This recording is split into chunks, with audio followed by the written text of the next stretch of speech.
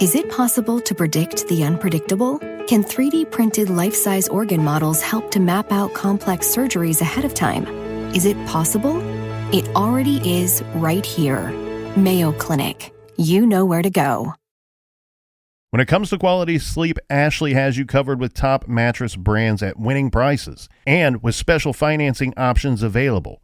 You can snooze now and pay later. Plus, your mattress purchase helps give the gift of better sleep to children in need and U.S. Special Operations Forces. Visit your local Ashley store or shop online today and make every snooze count. Financing is subject to credit approval. See store or ashley.com for details.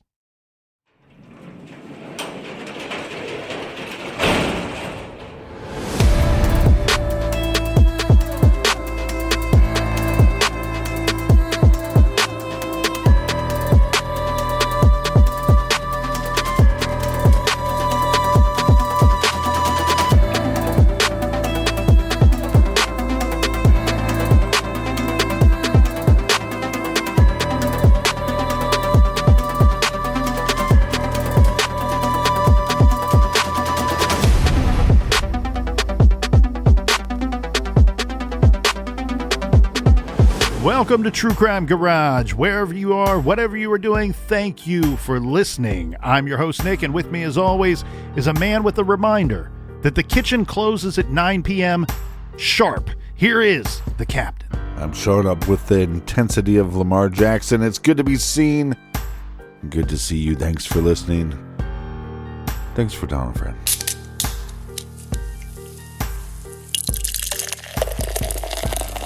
Today, we are very excited to be featuring Downtime Wheat Beer from Bulldog Brewing Company in Northwest Indiana, not too far from Wolf Lake Memorial Park. This delectable, unfiltered beer has hints of clove and banana, and Downtime is made with some of the finest barley, malt, and wheat, brewed to refresh after a hard day's work. Garage grade 4 1/4 bottle caps out of 5. And let's give a big shout out to our friend Nikki from Anaheim, California, for helping us fill up the fridge this week. If you want to help us fill up the fridge next week, go to truecrimegarage.com and click on the pint glass. Yeah, BWERUN, Beer Run. If you haven't picked up the Colonel's book, you need to do so. I recommend it on Audible. I absolutely loved it. I thought Kevin Pierce, is that his name, that narrated it, did a great job.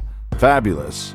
And you can find his book. Just go to Amazon and search Nick Edwards. That's spelled N-I-C, and you won't be disappointed. It's the best true crime read of the year for this guy right here. And that's enough of the business. All right, everybody gather around, grab a chair, grab a beer. Let's talk some true crime.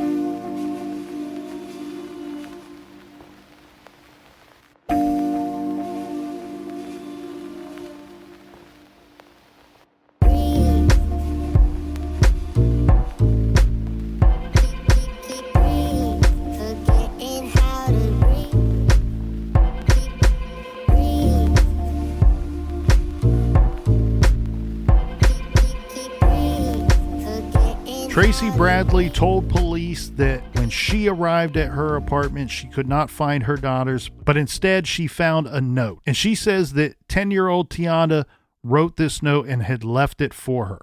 Tracy says when she gets to the apartment on Friday, she finds this note sitting on the back of her couch. She was able to produce this note for investigators and hand it over to the Chicago police. The note, in childish handwriting, said Tionda and Diamond were leaving the apartment to walk to a nearby school playground and the Jewel Osco store in the Lake Meadows shopping center. Tionda was enrolled in a summer school program at a nearby elementary school. But remember, her mom told her that she could not go to school that day because she had to stay home and babysit 3-year-old Diamond. Summer school ran every day from breakfast time at 8:30 a.m. until classes ended at 12:30 p.m.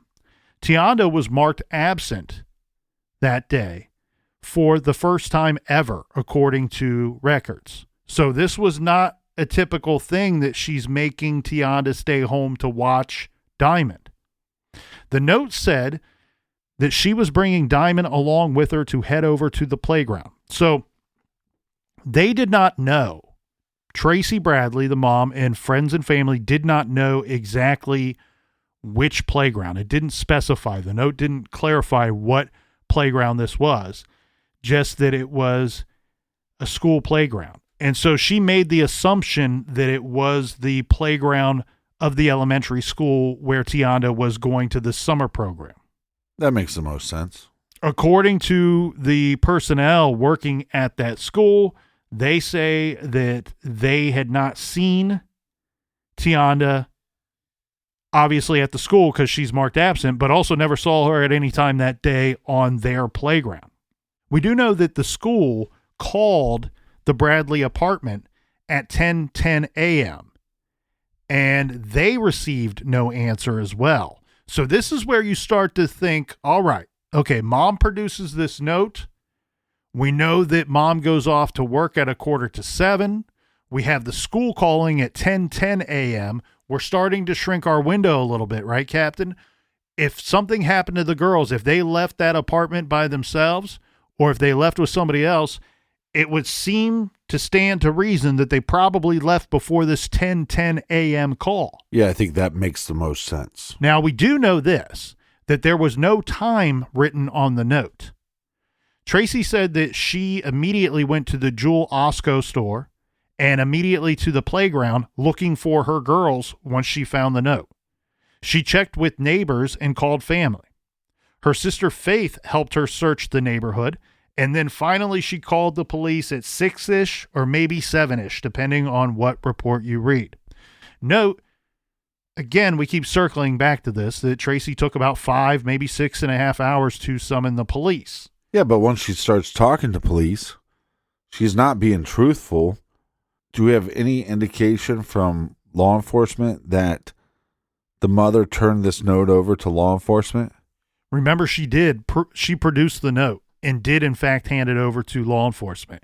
And in fact, in a statement that she gave to the USA Today, she says, quote, "I taught my kids damn well, and my kids wouldn't just up and leave and then leave a note," end quote. This is very interesting about this whole note thing. And I think that this may point to something else going on in this situation.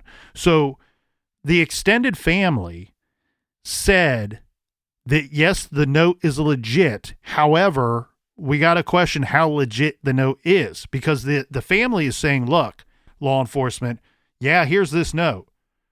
We believe that Tionda, the 10-year-old, did write the note. This is her handwriting. Right. However, we don't think that she wrote this note by herself. We think that somebody told her what to write. Somebody was coaching her what to write. Right. Because the families, these are grown-ups, they're telling the police and the investigators, look, all of the spelling is correct and the grammar is not that of 10-year-old Tionda. So basically what they're saying is she wouldn't have been able to spell these words without some help. Probably some of the words. In fact, we have a direct quote from one of the family members saying, her writing a full letter with correct grammar, ? It's not appropriate for her. Keep in mind, she's only 10 years old. And the family member went on to say, I'm quite sure whoever took them, she was very comfortable with them. That's so sad. That's interesting because Tionda's 10 years old. She's in charge of little 3-year-old Diamond. If you are going to take these girls, you're either going to have to fight Tionda or you're going to have to convince her that it's okay to leave with me or leave with us. And, oh, by the way, I need you to write this note. We should probably leave a note for mom when she gets home, when she doesn't find you, in case she gets worried, so she won't worry. I'll have you back to the apartment in no time at all, but just in case mom comes home, let's write her out a nice little note. But their aunt had more to say about this note, right? Correct. Remember, she's on the Nancy Grace show talking about the note. Sheila says, I had told the investigators early on when I first arrived on the scene that if that note was written, that it was coached. She was coerced, meaning Tionda. And she was told exactly what to write. Nancy Grace says, "Why do you say that, Sheila?" Sheila responds, "Well, because Tionda had access to her mom's cell phone." Remember, Tracy's at work with her cell phone. And Sheila goes on to say Tionda had access to her grandmother's phone number and other families' phone numbers. And we also found a letter that Tionda had written about 6 months prior to that, saying that grammatically, the structure of the previous letter was nothing like the one that was left that day on the couch. We have a family member, and this is backed up later by other family members, and all the while Tracy is saying the same thing. My kids don't leave notes for me. If they need to get a hold of me, they call me on my cell phone. If they can't get a hold of me, they call grandma's number. They call other family members' phones. This is the way that things went down in our apartment. Well, let's unpack this for a second, because if I have a 3-year-old and a 10-year-old, why would we, if I'm abducting them, why am I leaving a note anyways? To buy time. I understand why you wouldn't want them to call their mother, because you can't control what that 10-year-old's going to say. You can't say, call your mom, and, oh, by the way, don't tell her it's me that's here. Right? Don't call your grandma because, I can't control what you're going to tell your grandma on the phone. I get why there's no call made to the mom or the grandmother, but it seems odd to me that somebody would coach them into writing a letter that I don't see how it buys you much time. You're not thinking like a criminal. You're not thinking like somebody that needs to hide something that would be very bad for them to be caught with. So if the child writes a note, instinctively, most parents are going to go, darn kid, left the house, told him not to leave the house. They went to the playground. Makes sense. Kids go to the playground all the time. Went to the nearest convenience store. Makes sense. Kids go to the convenience store all the time. Guess what happens with most parents at this point in the ball game? They don't pick up the phone and call police. They go to the playground. They don't pick up the phone and call police. They go to the store. Now you've just bought yourself some time, and you're probably wanting to get those kids as far away from that apartment as you can, or conceal them, because you do know at some point that people will be looking for these children, and it won't just be mom anymore. It will be law enforcement, the people that you do not want to find you with these kids. Well, it makes more sense because, like you were saying, the 2 locations. Exactly. Yeah, but that's a pretty high level of sophistication, don't you think? I don't know. I don't know, because it's rather because of the 2 locations. Hey, if I put multiple locations, they're going to go look at the playground. Then they might go to the convenience store. And then if they're at the playground or if they're at the convenience store and they can't find them, they might be going, oh, well, maybe they're back at the playground. I think that what happened here is that we either have somebody that planned to take the little girls because they may have known in advance that they were going to be alone that day. And if in fact they knew in advance, then that means they are very close to this family, very close to this mother. Could even be working in cahoots with the mother. The other thing you have here is if somebody didn't plan it prior to that morning or prior to learning of that the girls would be alone that day, on that day, then what we have here is we have somebody that these girls knew well enough that they either let them into the apartment or had access to get into the apartment and knew the family well enough to say that these are the places that the kids went, because they were places that this person knew that they had gone before.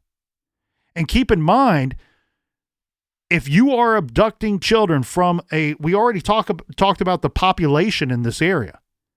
This is the middle of the day. You are likely to be seen leaving with these girls. You do not want to be seen running out of the building with them in your arms, kicking and screaming. No. You want them to think that you're taking them somewhere that they enjoy going. You're here all day by yourself? Well, that's got to be boring. Let's go down to the playground for a little bit. Let's go over to the store. I'll get you some juice and some candy. Right. We'll have a good old time. We'll pass the time. I'll have you back here before mom even shows up. But just in case, kids, let's write mom a note and tell her where we're going. We don't want her to worry. And of course, Tionda's 10 years old. She's smart enough to know I can't be writing mom a note saying we're going to X and Y while this dude or this lady already told me that we're going to A and B. That's not registering. That doesn't make any sense. That raises flags. So I think what you have here, Captain, is a situation, somebody's covering their tracks, somebody's buying time, and I think that you have one of two situations. Either this person knew in advance that they were going to be alone that day or figured it out on that day and came up with a plan. But if I'm reading you right, you're also saying that this isn't excluding the possibility of the involvement that their mother or the boyfriend has something to do with it. Correct, because those two would have known for certain that the two girls would be home alone that day. They likely knew in advance the night before that the two girls would be home alone that day. That's when you got to start narrowing this down. Okay, was it somebody that spotted the mom and the boyfriend leaving and figured out, oh, there's kids alone in that apartment? I don't know if it's 4, 3, 2, or 1 kids, but there's kids alone in that apartment, and I'm interested in that. Or there's very few people on this list that would have known prior to that morning that there would be kids left alone in that apartment. And if there was some plan put in place in advance, then you have to believe it can be traced back to one or multiple people in that small group that knew the day before or even days before that the girls might be home alone that day. The police, very astutely, Captain, made Tracy write this message, the same little note, over and over and over again, because they wanted to decide if Tracy had wrote this note and tried to pass it off as Tionda wrote the note. Eventually, the note is sent to the FBI for analysis in comparison to other writings by the little girl. Now, I know how suspicious everybody probably is of Tracy at this point, but this is just fact, people. The FBI came back, and according to their experts, they concluded that Tionda did in fact write that note. Further, they concluded that Tionda's fingerprints were on the note as well. So the note is legit. I side with Sheila, our champion, and the extended family that say that this note was probably coerced and coached by somebody else. So it was beginning to look like Tracy's story might have been spot on. Tionda decided to take her little sister with her and left her mom a note. But again, you have to say, was this coerced? And I think that it was, based off of everything that all of the other family members are saying. I think one of the reasons why this case has been covered, like you said, it was covered in the Oprah magazine or the Oprah publication, is the more you learn about the events, the more you learn about the people involved, the more questions you have. It feels like you don't come to like a dead end where a question is solved. In a perfect scenario is, okay, law enforcement is telling us that the 10-year-old wrote the note. But that doesn't tell us if somebody helped her. Somebody coached her. We know from family members that the main line of communication would have been through cell phones, not just to the mother, but also to the grandmother. In that same Oprah Daily article, you have one of the older daughters, slightly older daughter of Tracy's. Her name is Rita. Listen to this quote. She says, "We never in our lives wrote a letter for our mom. If we needed to get a hold of mom, we called her on her phone." Now, listen to this. We know, according to Tracy Bradley, what she told law enforcement. She said to law enforcement, Look, I left my little ones home alone that day, but I told them, don't open the door for anybody. And if something comes up, call me. Just call me. Well, something must have come up because later in the investigation, we find out that Tionda did call Tracy Bradley while she was at work. However, Tracy didn't pick up the phone. It goes to voicemail. So a few days after the girls vanished, Captain, Tracy gave her cell phone to her mother. Her mother's name is Mary Bradley. It's unclear why she gave the phone to her mother, but her mom had the phone a few days after the girls were missing. And according to the family, there's 10 of them that are sitting around trying to figure out how to find the girls. They're having a family meeting. How do we find these little girls? Right, that makes sense. One of the family members looks at Tracy's phone and notices that she has a voicemail that has not been listened to yet. Now, we're all guilty of this, right? We get a voicemail, we fail to listen to it right away when we get it. Time goes by, we kind of forget about it. I have thousands of them. Maybe we didn't even notice that we missed a call. That's what happens to me. I set my phone down, I don't even notice that I missed the call. Sometimes I don't even notice that I have a voicemail. Well, what we have going on here, though, is the family says that they checked the voicemail, and the voicemail was from Tionda, the missing 10-year-old girl. And the call came in at 8:17 on the day that the two girls disappeared. What did it say? 10 extended family members say that they heard this voicemail all together. It was played out loud. All 10 of them that were in their family meeting that day trying to find the girls, come up with a way how to find the girls, heard this voicemail together. Sheila summed it up on her appearance on Nancy Grace, and she says the message said, "Mama, this is Tionda. Mom, pick up the phone. George is at the door. Can I open the door? He said that we are going to Jules to pick up the cake there. We're coming to pick you up from work." Here's the problem. There's many problems. This story makes some sense. Yeah. One of the other sisters, Victoria, her birthday was the next day. So was 10-year-old Tionda talking about George Washington, who had just dropped Mom off at work at 6:45, that he's outside the apartment at the door? She's calling Mom, "Can I open up the door?" George says that we're going to Jules, that convenience store, that store, nearby store, to pick up a cake. Makes sense to the 10-year-old. Her sister's birthday's the next day. Yeah, and if George is saying, "Hey, we're going to go to the play at the park, and then we're going to go to the store," and she tries to call Mom, and nobody answers, and then she goes, "I'll just write a note. I'll make sure I write a note."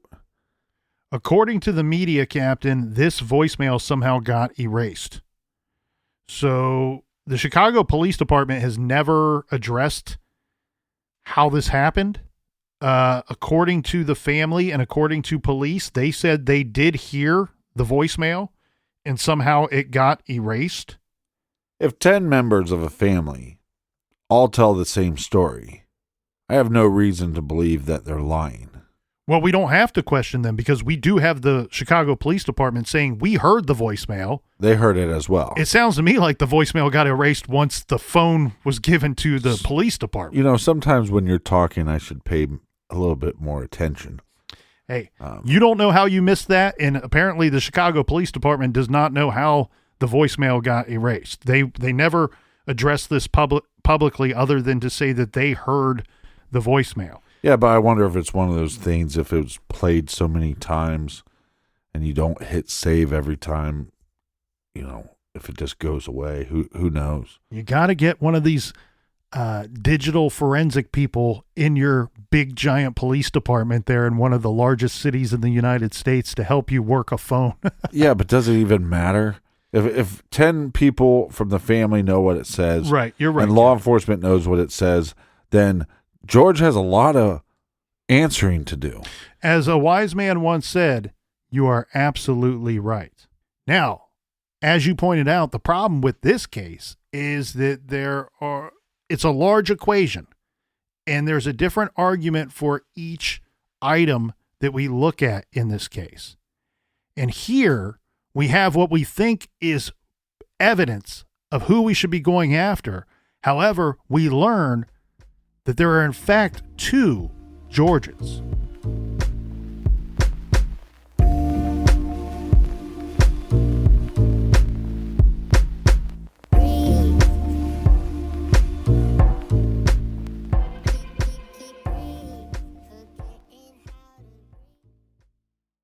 This show is sponsored by BetterHelp. Do you look forward to the holidays? Maybe you struggle with seasonal blues.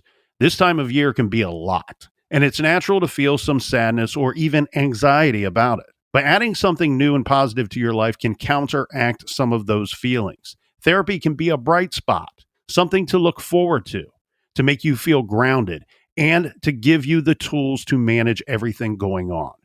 If you're thinking of starting therapy, give BetterHelp a try. It's entirely online, designed to be convenient, flexible, and suited to your schedule. Just fill out a brief questionnaire to get matched with a licensed therapist and switch therapists at any time for no additional charge. Find your bright spot this season with BetterHelp.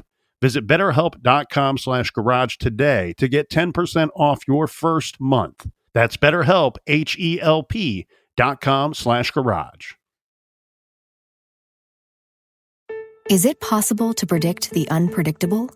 Could surgeons use a patient's own anatomy to create 3D printed life-size organ models to map out challenges ahead of time, making surgery more precise, efficient, and less invasive?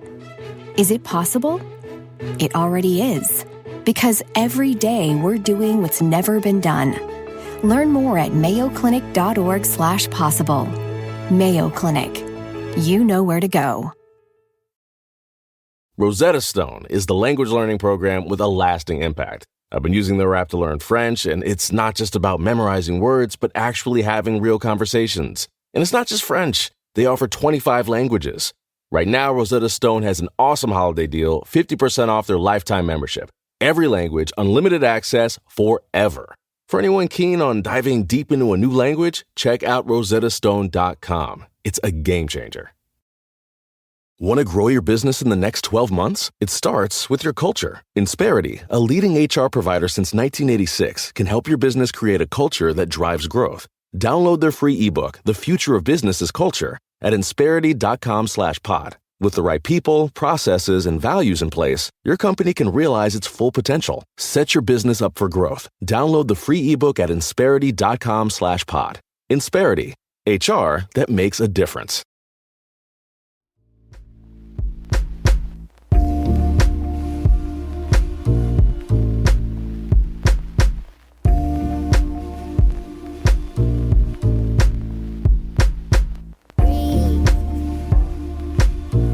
All right, we are back. Cheers, mates. I want to thank everybody that has been signing up and subscribing to Off the Record.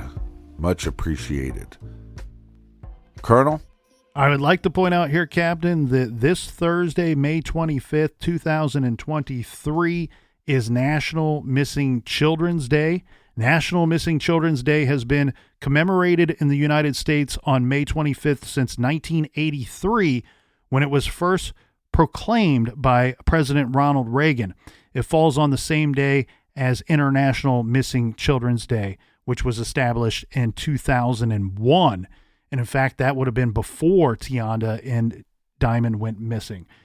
And we have partnered up with our good friends over at the National Center for Missing and Exploited Children in a fundraising effort to bringing kids home. If you would like to join us in our efforts, we ask that you go to the following web address, give.missingkids.org/truecrimegarage. There is a page set up there for listeners of this show, and let's join in this effort together, and hopefully we can bring some children home. There'll also be a link that you can click on our website, truecrimegarage.com, and we'll share all that stuff on social media. So if you're not following us, you can do so Instagram, Facebook, Twitter, all that stuff at True Crime Garage. Tall cans in the air there, Captain. Cheers. Now, as we heard in Tracy's fourth story to the police, her on-again, off-again boyfriend, George Washington, came over sometime around 3 a.m., maybe 4 a.m. that morning on that Friday.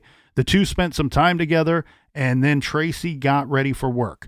George drove her to her job and dropped her off at work at about 6:30, 6:45 a.m. that morning. Now, we do need to tell all of the wonderful listeners out there that, yes, in fact, George Washington was Diamond's father.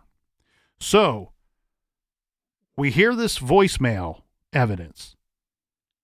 Did George head right back to the apartment to take care of his little girl for the day while mom was at work?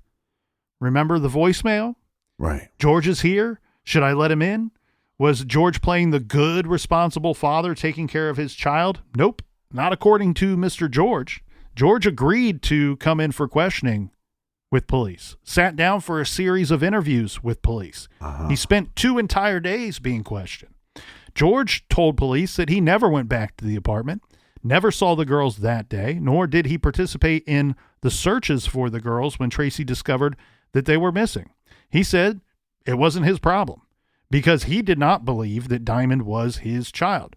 In fact, he said that he and Tracy had argued about who the father was, and he insisted on taking a paternity test. So it sounds to me, Captain, like we may have found out after the girls are missing that he is, in fact, the father of 3-year-old Diamond. Well, congratulations, George, that you didn't come back to watch your daughter or the daughter that you weren't claiming. But where were you? Did somebody see you? Do you have an alibi? Where did you go? Well, and as said, he was questioned for 2 days, and then George lawyered up after that. And we had said earlier that I think it's hilarious. Can't pay for their own kids, but hey, I can pay for a lawyer. Well, and I know something that you're worried about here, Captain. It's unclear whether George had any legit kind of alibi for the morning in question. This is from the Nancy Grace interview with a James Miller. He's a former detective who worked the case as a private investigator. Miller told Nancy Grace the story goes that George Washington came about 4:30 in the morning to see Tracy, and they left together for about an hour and a half. They had about 6 in the morning, he had drove Tracy to work. And then he went to his girlfriend's at around 97th Street. And then he went and visited his mother. Then approximately around noon, I'm reading from the transcript, so forgive me, everybody out there. Nancy Grace interrupts Mr. Miller saying, wait, what girlfriend? Top mom. You're talking about the boyfriend, George Washington, the boyfriend of the mom, right? Miller responds, Tracy and George were boyfriend and girlfriend, but, I don't know if they had a serious relationship or not. He says, the detective goes on to say, after Tracy's shift, he picked up Tracy with 2 co-workers. He then dropped them off at their various locations around 47th Street. Then he and Tracy drove back to the apartment. And there's more. This from the Oprah article. Police pulled George's cell phone records. He was on his phone a lot, but there were some spots, some time periods that he's not on the phone at all. So beginning at 4:30 a.m. on July 6th, he made at least 40 phone calls. Hot damn. Over a period of 24 hours. That's a lot. So from 4:30 a.m. on the 6th, when the girls go missing, to 4:30 a.m. on the 7th, he makes 40 phone calls in that 24-hour time period. There are 2 stretches during which he called no one. This is from 7 a.m. to 9 a.m. Remember, what time did Tionda call her mother and leave a voicemail? A little after 8 a.m. Then from 5 p.m. to 6:30 p.m., he's not calling anyone, but his phone is actively pinging off of cell towers on the far south side of the city near multiple forest preserves and a river. Which makes no sense on why he would be there unless he did something to these girls. I mean, think about it. You have all these arguments whether or not that's your daughter or not. Mm-hmm. And if you don't want a daughter, well, guess what? I'll just kill her.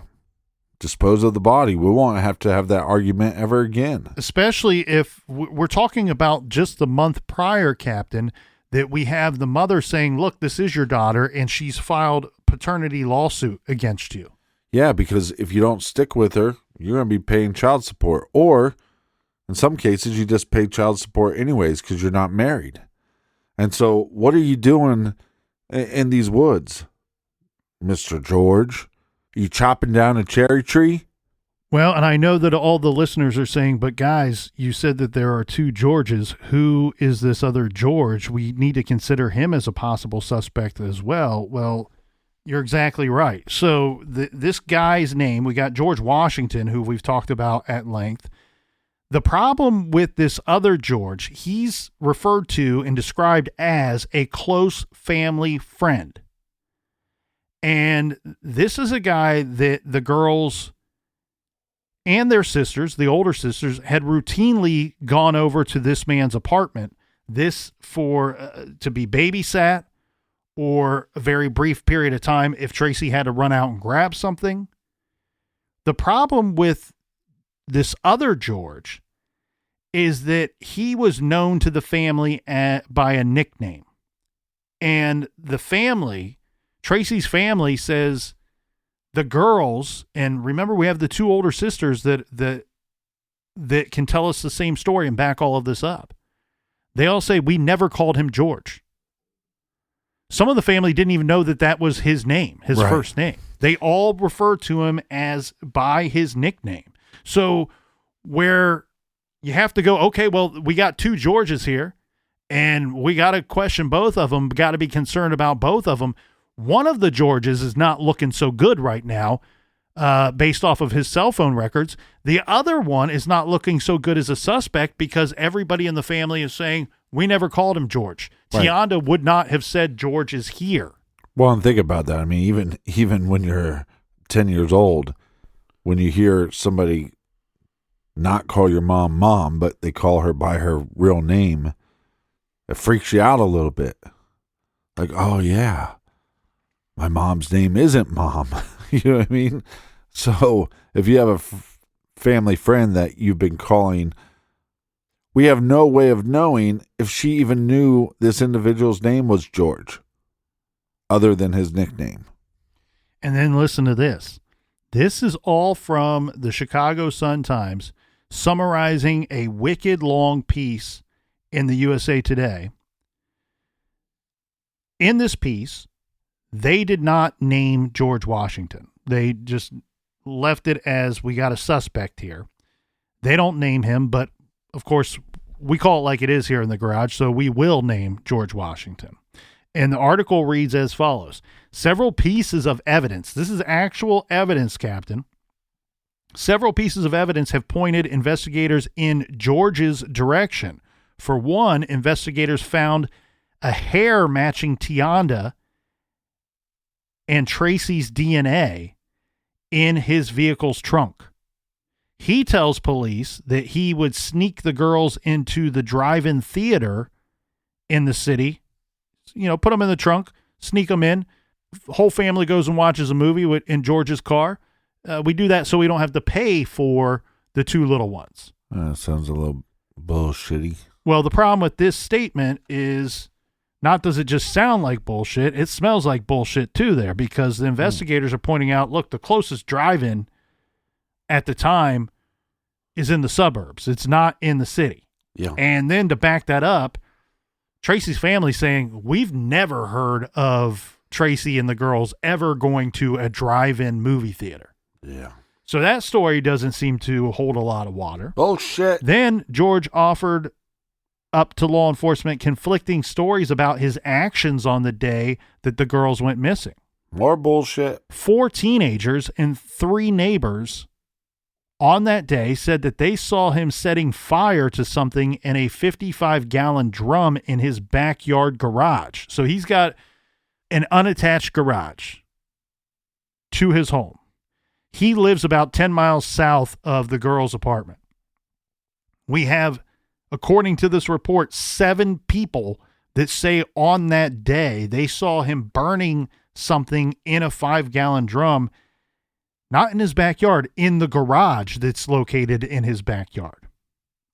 Then we have some of those people saying that they saw him at some point putting a barrel into the trunk of his car. and driving away with this barrel. Now, George, as we said earlier, is a welder and a machinist. He claimed that he had never burned anything in a drum or even had a drum barrel. But again, police are saying that they have persons that are saying that there was a barrel, and now after the girls are missing, this barrel is missing from his property as well. Well, I'd really love to know his explanation for the cell phone pings. Here's some other things you're going to want to know explanations for here, Captain. Yeah, why don't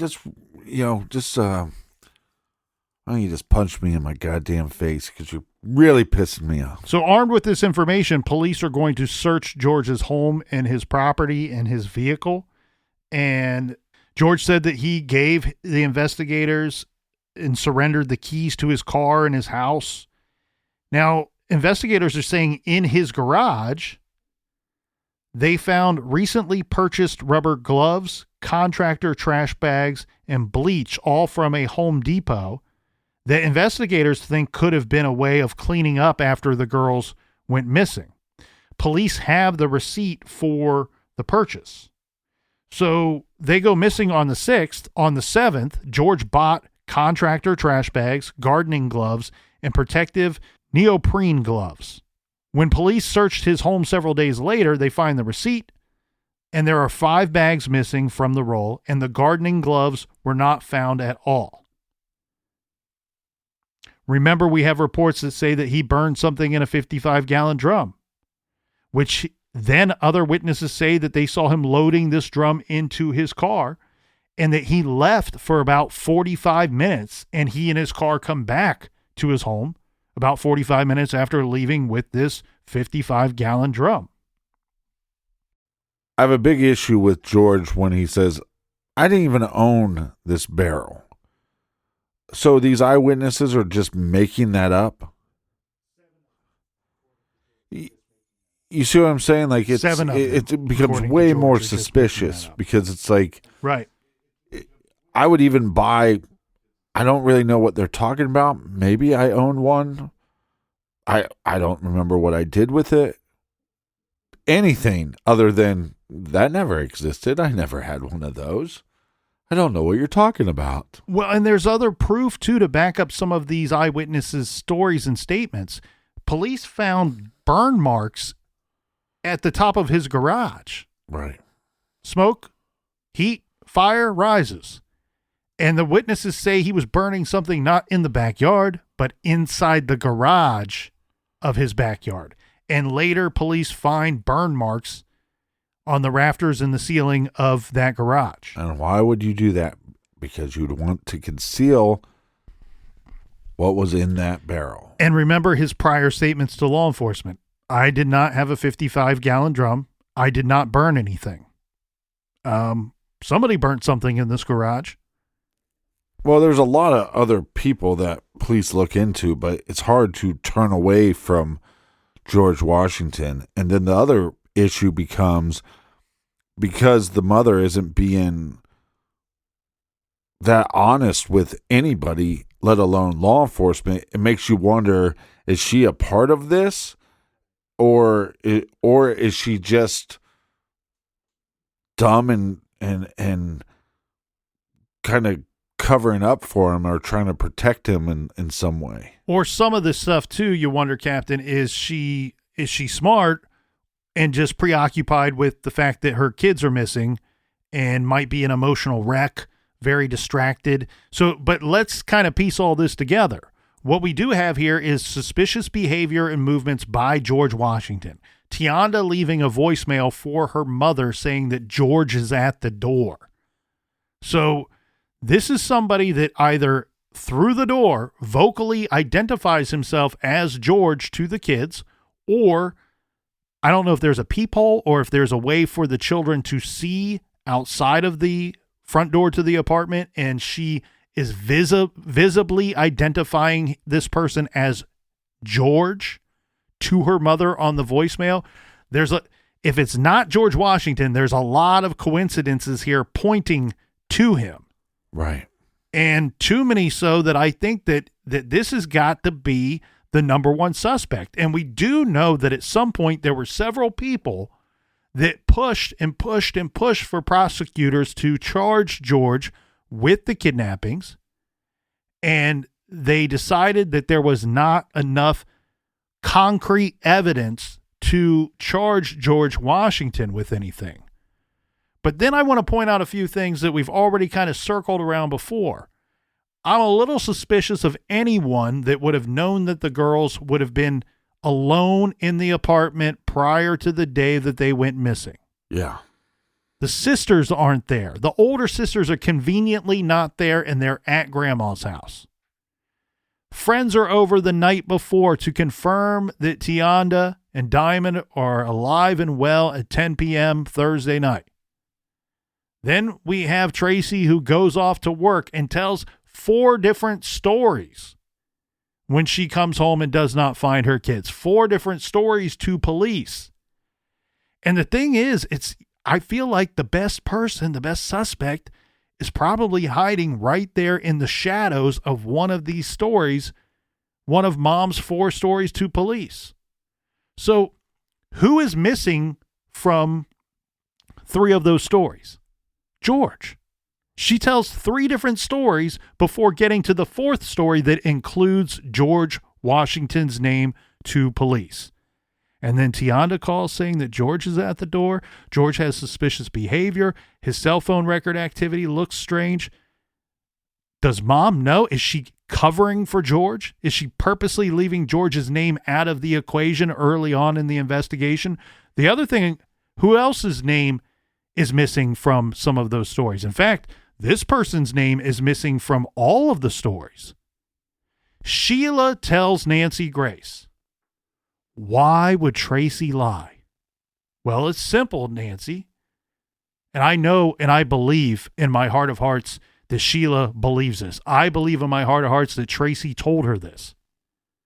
Sheila tells Nancy Grace, Tracy lied because a family friend, somebody close to our family who has had run-ins with Illinois Department of Child and Family Services, told her, just go look for your kids. Don't call it in. Because if you tell them that you left your kids, your 10-year-old, your 3-year-old home alone that day while you went off to work, they're going to throw you in jail and or they're going to take your kids from you. Right. Well, that person is not mentioned by Tracy to police. That portion of the story of why she lied is not mentioned to police. Who is that person's name? Is that person George Washington? Who could that person be? Why would a person tell Mom, don't call the police? For the same reason that somebody would coerce and coach a 10-year-old to write a note and leave a note for Mom. The other thing, too, that we know that happened in this case there, Captain, is Wolf Lake Memorial Park was searched extensively on more than one occasion.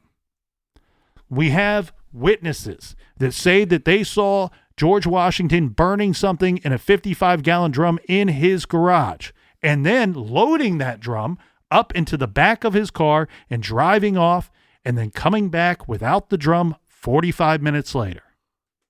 Guess where Wolf Lake Memorial Park is? 22 to 24-minute drive from George's home. I think that police were onto something. I think that there's a chance that they were in the right location. This area is huge.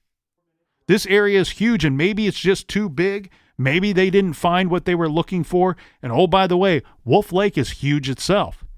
It's an 804-acre large lake.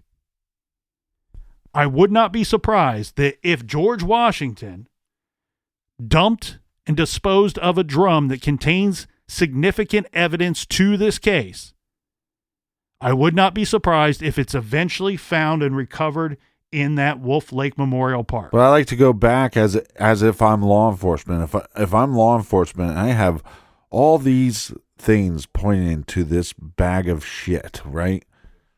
Cadaver dogs. Did they use them? Scent dogs. Did they use them? Mm-hmm. Well, I don't know if they used them, but they use canine units looking for the girls that night and during the but the I'm guessing they're not looking for their bodies in those parks, and I wish they would. And again, I think this is one of those situations, and that's why a lot of these other persons of interest, this other George, those kind of fall by the wayside, because I think law enforcement, once they got on the scent of George Washington, and it's like, here's a situation where the victim, by leaving that voicemail, is giving you the information that you need to point you in the right direction. Now all you have to do is collect enough evidence to charge this monster. And he's a monster. To destroy a 3-year-old, to destroy a 10-year-old. I mean, I think it's one of those cases where all the evidence points in this direction, but can we prosecute him?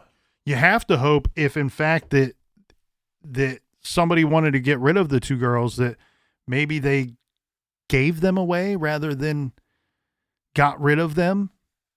You have to hope and pray that could be a possible scenario here, and that maybe if George is the best suspect, that he was burning evidence rather than something else. FBI profiler Pat Brown spoke to Nancy Grace about this case. And before we get into what she said, we should point out that Tracy and George Washington said that they were going to be taking the two little girls on a camping trip. A lot of the family found this to be weird, because it's my understanding that this was not a regular activity, and that it may have never have happened before, at least with George and the two little girls.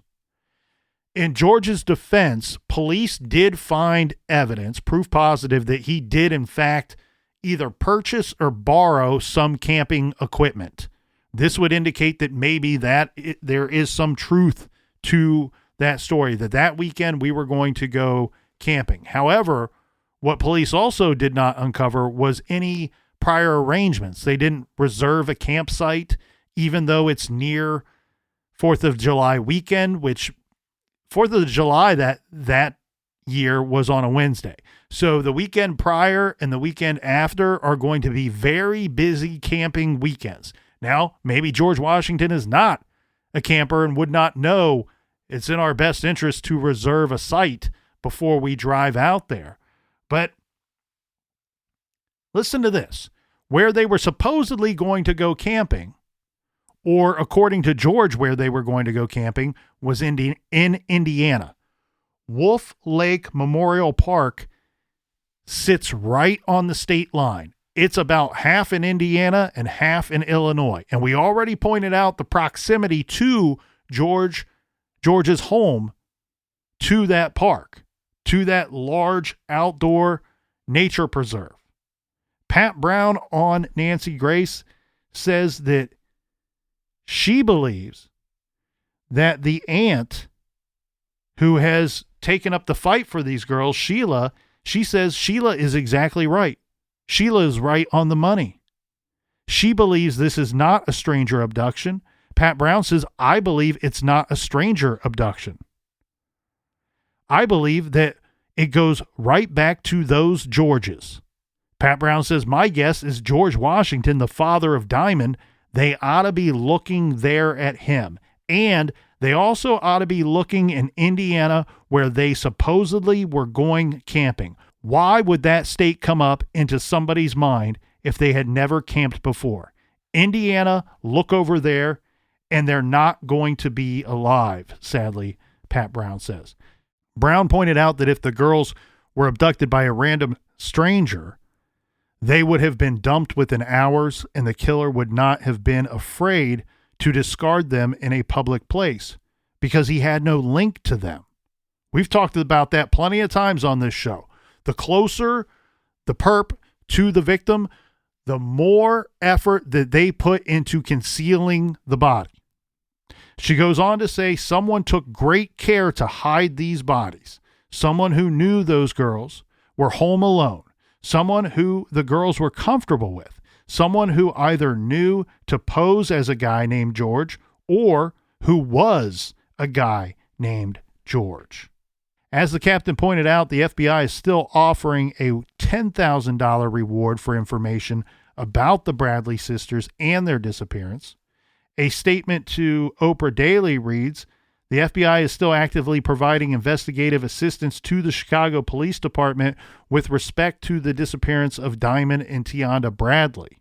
There have been personnel changes at the Cook County State's Attorney's Office since the girls vanished, and many hope that a new regime will mean charges will be brought in this case. According to our friends at the Charlie Project, based off of information of when the girls went missing, Diamond is 3 foot 40 pounds, black hair, brown eyes. She has a scar on the left side of her hairline.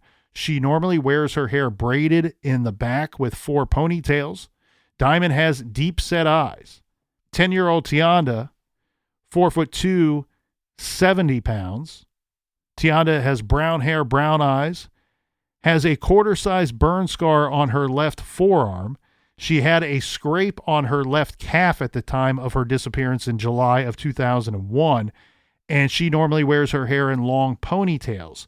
She loved to dance and loved gymnastics.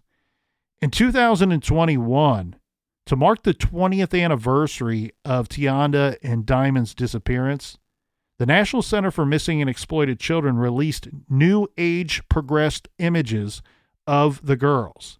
They have Tionda seen at 30 years of age and Diamond at 23. Age-enhanced images can be seen on our True Crime Garage National Center for Missing and Exploited Children fundraising page. Again, that web address is give.missingkids.org/truecrimegarage. The FBI asks anyone with information about the disappearance of these girls to contact Chicago Police Department detectives at 312-747-8380 or your local FBI office. In a twist, in an update, there has been a female that has come forward on TikTok claiming that it's possible that she is the 3-year-old girl that was missing, and she has contacted the FBI to try to get DNA testing done. Now, the family came out and said, well, we've actually had at least a dozen girls come forward and say, I might have been one of the abducted girls or kidnapped girls, but none of them have gone as far as to contact the FBI to get DNA testing done. That just happened 2 days ago, so we will stay on that with any updates as far as if she is one of the missing girls or not.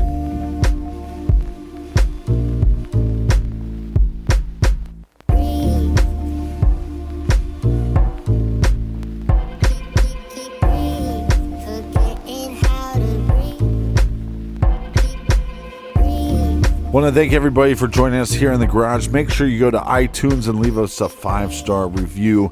Colonel, do we have any recommended reading for the beautiful listeners? This week we are recommending Aftermath of Jennifer Kessie's Abduction, An Uncle's Quest for Understanding and Inspiring Life Lessons by Bill Gilmore.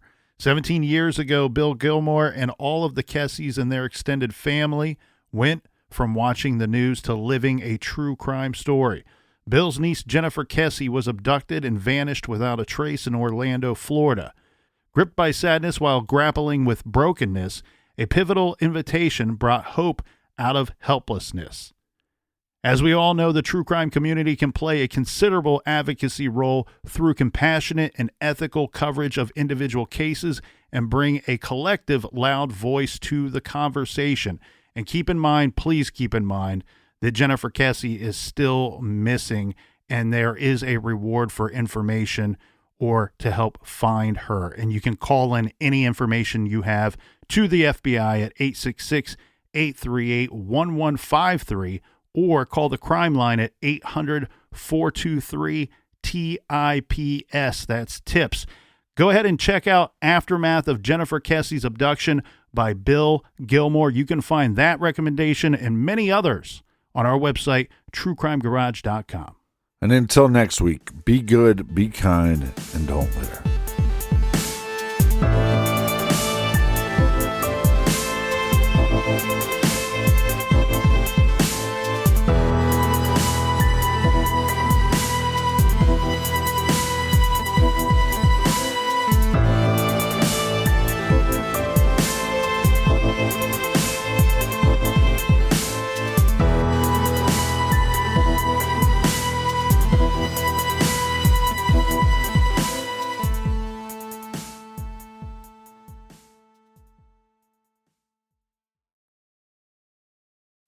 Is it possible to predict the unpredictable? Can 3D printed life-size organ models help to map out complex surgeries ahead of time? Is it possible? It already is right here. Mayo Clinic. You know where to go.